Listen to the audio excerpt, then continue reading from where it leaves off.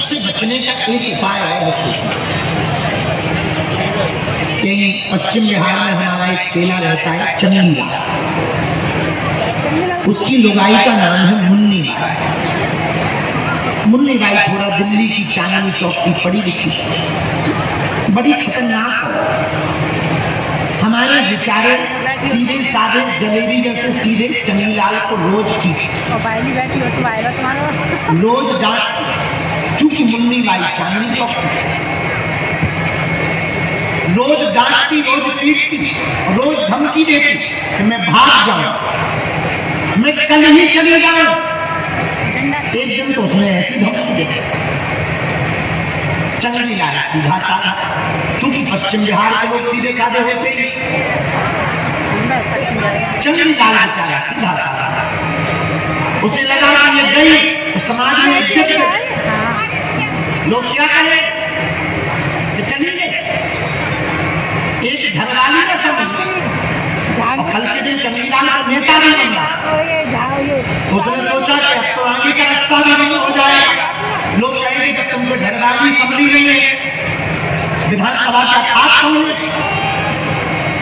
भाई, जिससे लुगाई नहीं समझे तो बात सही है, अब वो विधानसभा का खास संभाले और परेशानी चंदीलाल। तो चंदीलाल ने हमारे पास लगाई कि आप कोई उपाय बताओ, घरवाली बड़ी खतरनाक है और उसे जाना तो है, तो मैं उसके लक्षण से समझ चुका हूं, और ऐसा कोई उपाय बताओ कम से कम विधानसभा चुनाव तक तो टिक जाए। हमने कहा इसका परमानेंट सॉल्यूशन है हमारे। बोले बोलो। हमका कुछ नहीं, बोले धमकी क्या दी? अरे बोले धमकी ये कह रही कि मैं कल भाग जाऊंगी।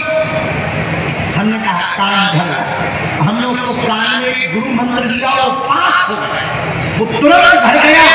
रात को ही पश्चिम बिहार के ऊपर की बिल्डिंग में खड़ा होकर बोला, दिल्ली वालों कल के दिन कोई हमें दोष मत देना, हम आज से ही अपनी घरवाली का पद त्याग करें।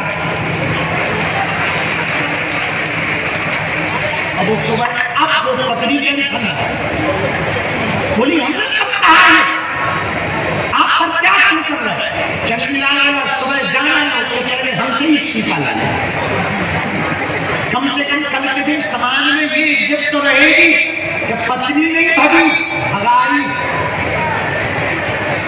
संतुष्टि तो रहेगी। शिव कुमार भगवान करे तुम्हें ऐसा ना करना, और शिव कुमार दुखों से बचने का ये सॉल्यूशन है, ये सूत्र है। क्या दुखी तुम कब होगे?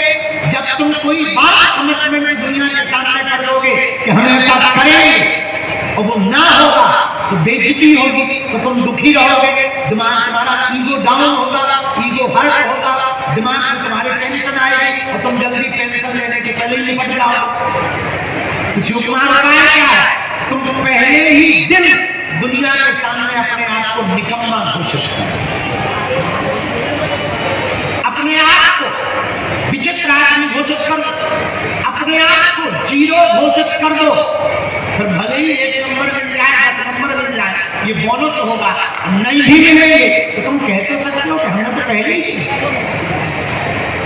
हमने तो पहले दिन ही कहा हम ऐसे। ये दुख से बचने का उपाय। और तुमने पूछा कि दुख क्या है? दूसरा कारण, दुख कुछ नहीं, अज्ञानता। तुम्हारे बगल में प्रधानमंत्री बैठा हो और बताना हो तो तुम क्या करोगे? ऊपर पैर चला, लेकिन तब तक कोई काम नहीं करता।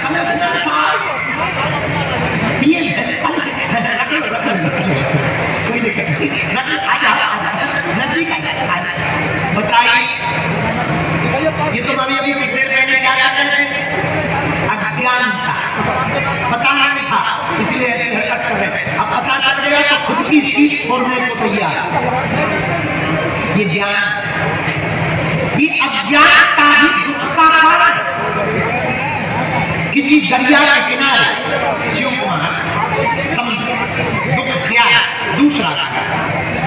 किसी नदी के किनारे एक आदमी गया, रात का समय था,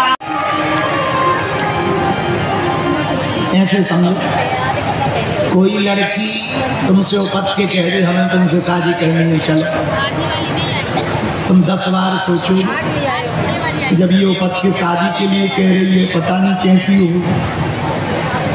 कितनी उपद्रवी हो। और कोई लड़की जबरदस्ती हाथ पकड़ के चल शादी करनी, तुम टेंशन में आ जाओ कि जब पहले ही दिन गुंडागर्दी कर रही, कल का पता नहीं। और कोई लड़की कुछ ना बोले और तुम देखने जाओ, चाय लेकर के आ गए, तुम चाय पियो, नजरें नीचे हो गए तो भले ही बाद में वो सींग मारती है।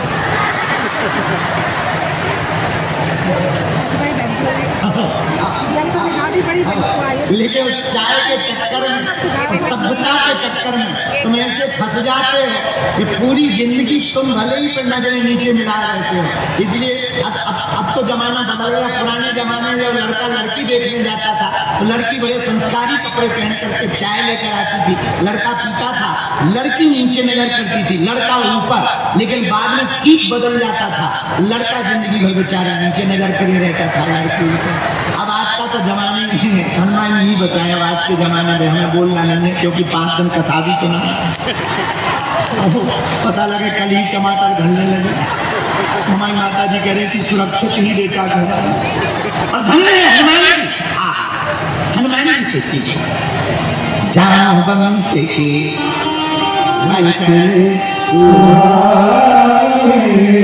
सुनी हनुमंत। अच्छा विचार करो, हनुमान जी को किसी से सुनने की जरूरत है, किसी से पूछने की जरूरत है? जरा बता जरूरत है? अरे जो स्वयं जय हनुमान,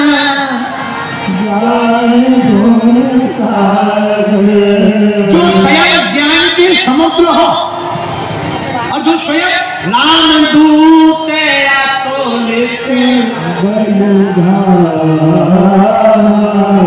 स्वयं बलती धाम हो, ज्ञान के समुद्र हो, तुम बताओ क्या उनको किसी से पूछने की जरूरत है? बोलो, अरे जोर से तो बोलो ना, पता है नहीं है। और धन्य ज्ञान के सागर बल के धाम, फिर भी पूछ किससे रहे? बूढ़े जानवंत जी से। क्यों?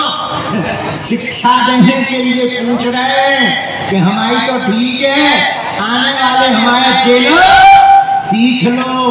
कितने भी बड़े हो जाओ, बड़े तो आखिर बड़े होते हैं, उनके पास अनुभव पड़े होते हैं। इसीलिए हनुमान जी जानवंत जी से पूछ रहे। चौपाई कहती है जानवंत के गाइए सुनी हनुमंता।